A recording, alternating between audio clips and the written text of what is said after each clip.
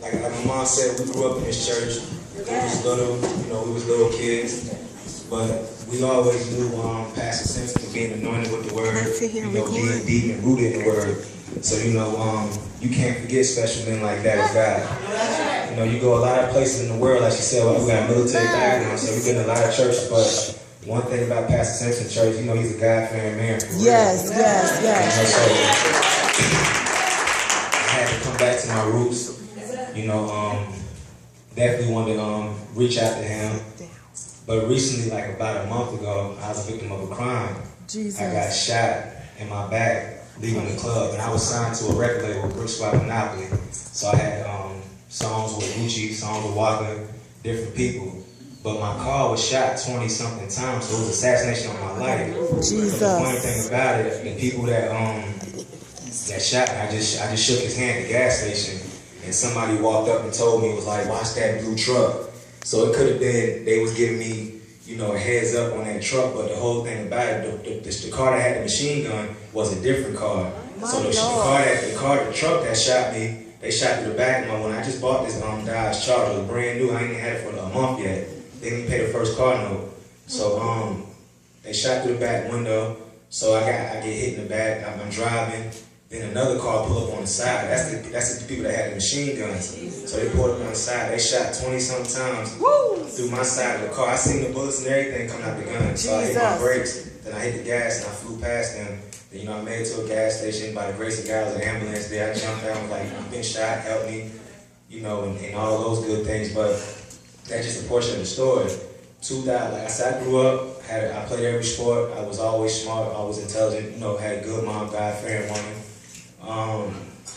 I chose the game when I was like 14, and I rise through the ranks. I was what you would call like the head, the OG. 14 years dedicated to the street game. So, but 2005, I was shot 6 times by an AK in Tennessee. So, I was in a wheelchair. I spent 10 days in the hospital. The police came and got me because I had attempted murder charge in Clarksville. So they took me back to jail. So I was in jail, my mom crying, like, how bad the shape be in and all these good things. So they wasn't trying to hear it. So they took me there. I was in protective custody. So I was in my cell 23 hours of the day. It only came out one day. And I've come out in a wheelchair.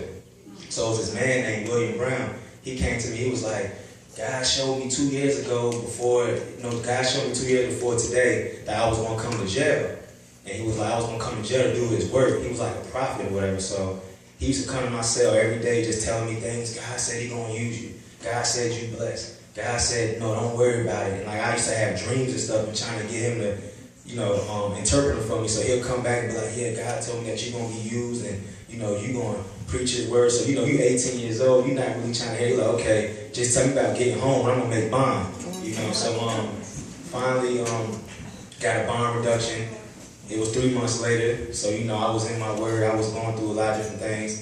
So the bond lady was like, usually I don't do this because the bond was $250,000 at first. It dropped down to $75,000. So they was like, we didn't even give her half of that. We gave her less than half. So she was like, somebody must have been praying for me because I don't never do this. So they let me out. I was on ankle bracelet. I messed up again. So I left and I came back up in New Jersey. I was with my cousin Shonda. She's sitting in the back. So, I was living with her. I was on the run. I left New Jersey. I had an ulcer.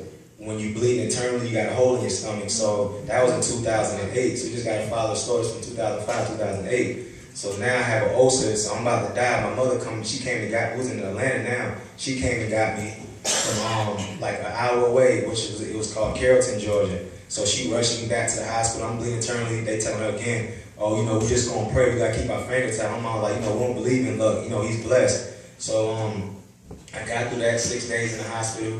I got through that 4 months later.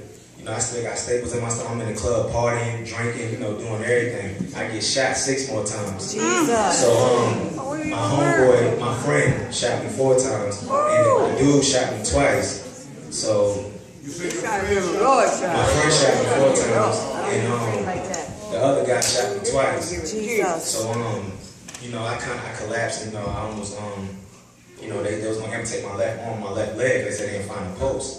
So they life flighted me back to Atlanta, and my mother, they kept telling my mom, we don't know, keep your fingers crossed, but here she go with her faith, she like, you blessed. So instead of her believing in the doctors, saying that he going he might just come through, she called these prayer warriors from the morning. So it's a prayer warriors for the churches to go to. So this is my revelation. When she called these prayer warriors, I seen the deaf angel standing behind the people of God that was praying for me. I kept going in and out and see people, deaf angel look like the man in the back with the black suit on. You can't see his face. You can't see no physical attributes. You just know it's like, some entities just standing there with all black on. So, they kept saying he gonna live and not die. And I just, just me growing up in the church, and just, God having his hands on my life, I just kept pointing to the sky, like kept saying pray. I couldn't talk. So, I got through that. And then, I went to prison. 6 months later, I go to jail and I go to prison to face a charge I ran from in 2005. So that's all that I've been on a run for at least 6-7 years of my life. So I go to prison. I had to recover in prison.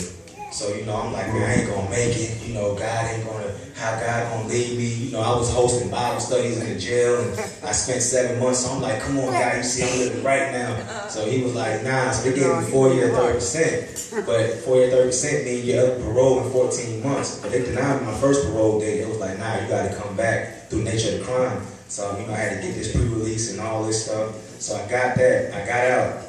I got signed to the record label, Brick Squad Monopoly. So when I got signed, they give me a chain, we popping bottles, I got money, I got the flashy car, you got the groupies, you going on tour, you got everything. So, life was feeling good. But, people, as I noticed, I used to always say, yeah, I'm blessed. After getting shot 12 times, you start saying, well, yeah, I'm blessed, I'm American, but you really don't believe it. Like the Bible says, your heart be far away, your mouth be far away from your heart, so you can say these things, but at the end of the day, you really ain't living by it. So like I said, people used to always stop me. I remember when I was 19 years old and I was selling something for this company, and this lady was like 30. She's attractive young woman. I was like, you want to know? I was trying to sell my little sales pitch. I was like, yeah, man, you want to buy this? She was like, yeah, I buy that, but I gotta stop and tell you something. You grown, you got to spend no time in your life. I just want to pray for you. And I'm like, this lady, you want to pray for me. She probably like 7-8 years older than me. So, it was just a different experience I always had. People would stop and be like, Jesus told me to tell you he loved you. God just told me to tell you that you got work to do for him.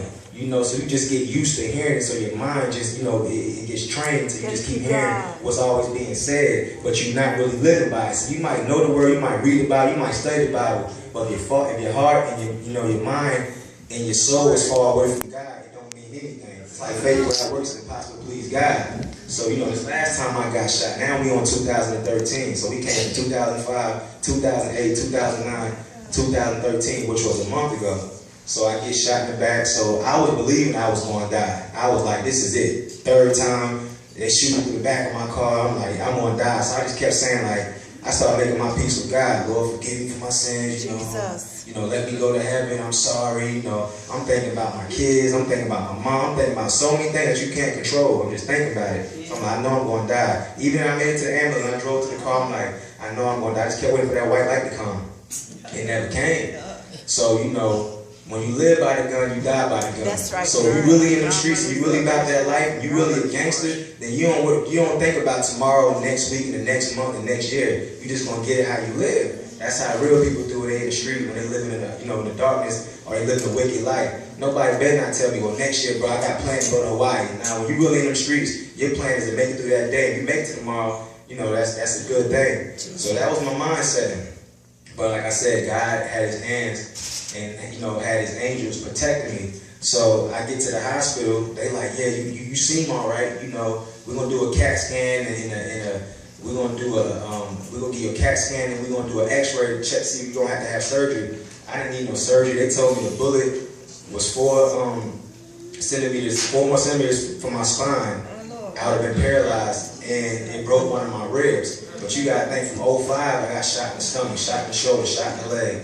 You gotta think all the places I've been hit. If I took my shirt off right now and, and I had on basketball shorts to show the big holes and bullet wounds, people wouldn't even believe it, unless I showed it. So